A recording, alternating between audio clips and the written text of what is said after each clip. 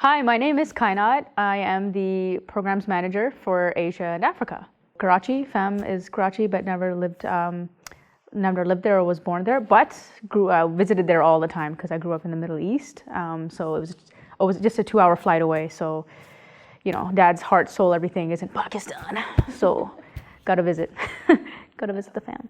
And my name is Michelle, and I'm the comms and GR team lead at Hardships. Similar connection. I kind of grew up in the Middle East, and then would visit quite often every year, and just kind of that connection to the homeland just grew fonder and fonder over the years. So, Kanat, when did you go, and what was the situation like when you went? So I went earlier this year, beginning January and into February. It was for an extended assignment to support our flood relief work in Pakistan. And so this would have been about 4 or 5 months after the fact. And so when I went there, I landed in Islamabad and went with the field team there. It was incredible. I enjoyed that part because, just a year prior, even less than a year prior, I had already went there for my first field visit and got to meet the team, build that rapport. How about you? When did you go to Pakistan? So I went towards the end of August, going into the beginning of September, and it was around the time that the floods were actually just still happening. I got the chance to kind of go down to one of the impacted areas, and I got to see the immediate kind of impact of the floods on that. Yeah. So what was that like, and where did you go? I went to Nowshera, which is in KPK, and it was definitely really intense. It was kind of a quite a drastic difference from when you're kind of driving into the city as to when you're actually in. Starting off, it was kind of very just a dry, scorched road, and then all of a sudden it's just water everywhere, and it was your brain doesn't compute it immediately, so you just assume, oh, maybe it's a lake, and then you realize no, this is the flood water that's still sitting there a week or two later. Did you get to talk to anyone about what was happening? Yeah, I did. I spoke to a couple of the rights holders in those areas, and they kind of were talking about how different it was compared to the previous floods that have happened in Pakistan. One main thing that he had told me was how this one it came in, but it stayed. The water, it came in and it stayed for numerous days, and that obviously brought in so much more destruction, right? Infrastructure is just a lot weaker, falling apart. It obviously brings in a lot more healthcare concerns. Dengue was flourishing in that, obviously. How about you? What was the difference for you when you went in January? It was really eye-opening when I went. So we actually got there through a propeller plane. We flew on this small, maybe, 40-seater, 50-seater. And I first went to Mirpur Khas. And what I found fascinating about our efforts there were that we were, supporting Hindu communities there. So, true to humanitarian standards, when we provide aid, it goes beyond class and race and your religious background. Humanitarian aid is for everyone. And so what I saw there, a lot of the land had dried up in Sindh, but in some places like Dadu, which is where I also went, there was a lot of stagnant water still there. I also had a chance to go to Quetta in Balochistan and to see some of our projects and work that we're doing there. And there, the way the rights holders were describing it, it was a passing flood. It was a flash flood that happened, and it went, and you didn't really have stagnant water there. But in Sindh, even when I went, although it was dried up, you still had some parts that were still had a little bit of water. In some cases, I even saw kids fishing from that water in nets. And then they were finding things. But, that kind of scene, it's a little heartbreaking. And, I think food is an issue. And we feel the effects of inflation. When we went there to the field, they were putting their hands in their mouth and just, explaining how, we're doing a hygiene kit distribution. But for them, food was still such a big concern. And, we feel it here. Imagine what it is for them there.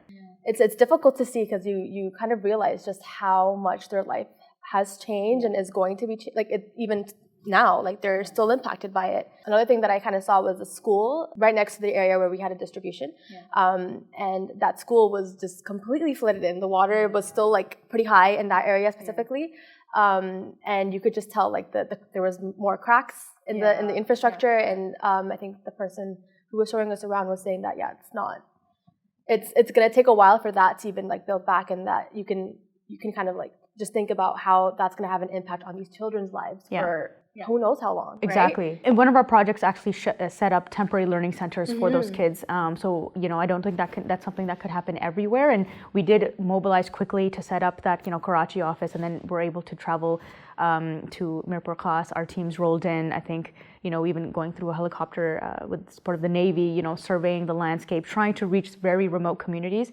Because what happened when the floods took place is that when the floods started reaching the remote communities outside of the main roads, people had to evacuate quickly. They couldn't stay there. So they gathered what they could, leaving everything behind, and they trekked often, on foot. For those who had livestock, they could use that, but even livestock perished, right? So they went on foot, often traveling a lot of kilometers to find main roadsides, and then they would camp there, and there were a lot of tents set up. You might see this in images as well, a lot of tents set up, and they stayed there up to 3 months. Which is actually crazy if you think about it, without proper sanitation and hygiene and food and clothing, and leaving all your belongings behind. Actually, in one case, what I heard was there was a family where a father, he evacuated the family. He went back to his community to gather some remaining belongings, and so when he went back there, he picked up something on the ground.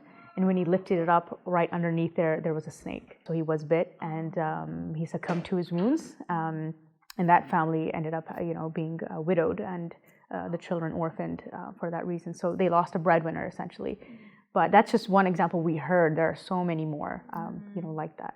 SubhanAllah. It's even the after effects. There's so many other smaller things that are having an impact on these families and kind of furthering them into difficult times. It's difficult to witness that. Yeah, and actually one lighthearted moment when I went to Mirpur Khas, and we joined a hygiene awareness session that was happening in the communities. There was this one lighthearted moment where after the hygiene session had finished and we asked them to repeat it, I just asked them casually, how high was the water? And one of the ladies, again, this was a very lively community, the women, especially the Sindhi women, I really enjoyed meeting them. One of them points at my shoulders it was this high. And another lady, I remember she was dressed in purple, shalwar kameez, she came over, she's like, no, it was this high, and we had to and then she started swimming. It was the funniest thing. I actually have this on video. Yeah. She started swimming, making all these movements, and it was just such a lighthearted moment in that moment of pain, to kind of share in that grief together. But sometimes, we express it through moments of laughter like that. Yeah, that's actually something I experienced as well, where even though behind you there's this scenery of just honestly destruction and just a lot of chaos, but then you're talking to these people and they're still so full of heart and generosity, and they're even, I had that one person that I was talking to, they were saying, oh, we wish you came at a better time where we could serve you chai and host you properly. And it's just I think the people, their heart and their welcomingness is still there and still very alive, and I think that kind of brings a lot of hope as well. So you mentioned the temporary learning centers, and I think it was Nurbhai who was leading that. And he's such a great guy, mashallah, and I know everybody who has met him knows just how passionate he is about the work that he does, especially with children. So I guess I wanted to ask you, how was your experience even we're just working with him and other staff and Nur, I think he sprung into action, him and of course the rest of the staff. They were our frontline folks when the floods hit. Because of them, we were able to get the media out, not just to our constituencies and donors, but to the world essentially. There was an earthquake that took place in Harnai and Balochistan, so we do have an ongoing shelter project there that we were easily able to pivot when the July flash floods were happening in Balochistan. And then when it went into Sindh again, we had sent people from different area offices to Sindh, for example, to set up something quickly and start procuring items, start getting proposals underway, budgets underway for the aid that we wanted to give. Islamic Relief Pakistan has existed for over 30 years. Earlier this year in January, they did host a national conference on climate change, which I had the privilege to be a part of. The climate change agenda is forefront for Islamic Relief Pakistan. It's one of our strongest offices as well. That kind of will and determination to reduce vulnerabilities, improve livelihoods was there, and you could see it written all over in their faces. And so I think I can't say enough about the Islamic Relief Pakistan team and how easily they were able to pivot, even risking their lives. I think during the floods, sleeping on the floors, mattresses, because you're quickly getting, accommodation on the go. Because the distances are so remote, there's a lot of travel, there's fatigue with that. You're away from your family. It's tough. It's tough for that. And just want to give recognition. They do a lot, and I'm sure you saw that. Mm-hmm. Yeah, I completely agree. I think I was just blown away by the work that they do, and I think one thing that was like very noteworthy for me was that it wasn't just like specific departments that are responding. The entire team was just up and at it, just constantly. It was 24/7. They're on the ground from before with the people, with the community. They are the community essentially, right? And so they know what the needs are, and they, are able to respond so quickly because they're already kind of there. Yes. Right? And especially in those more like, difficult to reach areas like Balochistan, as you mentioned. Yeah, exactly. Actually, and that's where we have a strategic advantage. Islamic Relief is one of the few, if not only a handful of organizations that gets repeated clearance to operate in Balochistan, and that is so important for the communities there who need help, who get left behind. Islamic Relief has over time now built that rapport and trust with the local communities, so not only in Balochistan, but rest of the country and provinces as well. And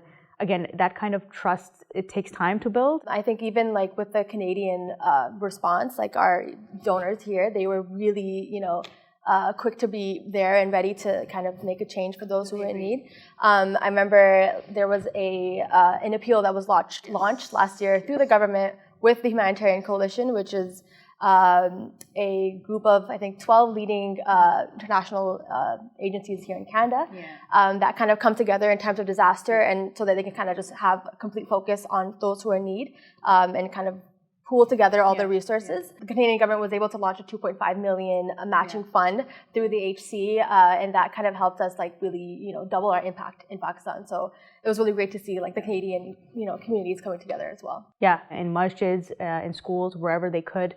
Not only the appeal, there was also direct, funding that we received from GAC, and that was also to the tune of $2 million. So to build on top of those relations, when I went to that National Climate Change Conference, we actually invited the Canadian High Commissioner to Pakistan, Her Excellency Leslie Scallon. Just wanted to, thank her for her engagement. And not only that, we were able to go one step further and actually took her and other Global Affairs Canada representatives to the field. So we took them to Dadu, Interior Sindh again. Right, and we took them to a household kit distribution. So I think that was a great opportunity for engagement, to show them how we're safeguarding Canadian money, to show them the standards that we try to go for, and the quality of the items that we're distributing, and then the transparency with which we're doing things. Also, how our rights holder selection process goes. It's a whole criteria. We look for the most vulnerable, female-headed households, the elderly, pregnant lactating women, child-headed households if there are, people with disabilities. So these are often folks who get left behind in terms of disasters, and we look to prioritize them whenever we're selecting rights holders. So now, reflecting on the 1 year mark since the floods and what you saw then, and I'm not sure how much of the news you're following now, but what you're seeing and your family members there, what are kind of your takeaways with how things have gone? What needs to be done? I still think there's a lot of work to be done. A year on, I think a lot of people are still maybe even still in like a survival mode where they don't have all their needs met yet.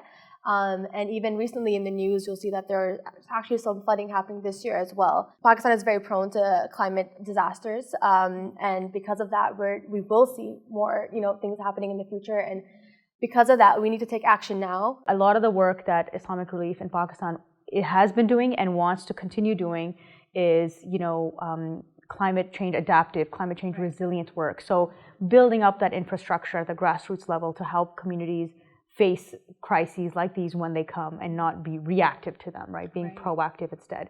They are, leading in coming up with climate change policies in some of the provinces, in child protection policies as well. And one of the things that has been great as well is how much they're trying to make them gender sensitive. So making sure that women and girls, for example, are included, and those, again, who are most vulnerable are included in those policies, and they're thought of, what their accessibility is like is thought of. Right now, a lot of our projects with the cash grants and so on, they've been humanitarian in focus. a lot of what we're shifting to now is more, it's been recovery, but also the rehabilitation and what the next 5-6 years can look like. And that's more the development phase. We recognize where the gaps are, but, as Islamic Relief, we believe we have a plan on the table. And this is what we're suggesting. I do want to highlight, importantly, our projects right now during the humanitarian interventions included psychosocial support sessions. In KPK, and maybe next time you get to visit, you can see these. There were safe spaces that were created for women and girls and for children so that they can run and play freely like they should be, a place where they can go. It's like therapy, right? To get their mind away from, the traumas of what they faced. I had a chance, I remember going to, this was also in Sindh, talking to a gentleman who earlier that day had gone through a psychosocial session with a psychologist that, again, who we have as part of our staff. What he said was that he learned to give his mind more attention. And, some of the ladies in Balochistan as well who were getting these sessions, they learned, I think they were already kind of talking to each other, but talking to each other more openly and being vulnerable and sharing their grief with each other. I think that just helped ease their mind a bit. Like, that's something to give attention to and not just put on the back burner. I'd love to kind of go back and visit and see what were the lasting impacts of those sessions. A lot of these communities, they're unable to read and write. They don't have those proficiencies yet. So the way the sessions were run were through pictures, like large pictures. So it was very visual. And then the psychologist would speak in the local language, if it was Pashto, if it was Sindhi and Urdu, or have a translator. That's so impressive to just learn about how even that aspect of post-disaster is also being taken care of, which is so important, because being able to cope with something like that can take you very far. I don't think we can leave that off. No. Leave off addressing the mental part definitely. of disasters and the emotional toll it takes. And so, yeah, looking forward, more building shelters that are more resilient to natural disasters, creating more smarter water schemes. So, for example, if we're going to build a well somewhere with clean water, having maybe a flood wall nearby so that doesn't get damaged in the future, and maybe there's a way to collect that water as well and keep it clean and store for moments when water is at a low. We have a lot of development projects that are currently operating in Pakistan. For example, in KPK, there is a Green Actions for Protecting Biodiversity project. We're planting fruit orchards, building check dams, helping to avoid houses completely falling under because the sand and the soil is shifting.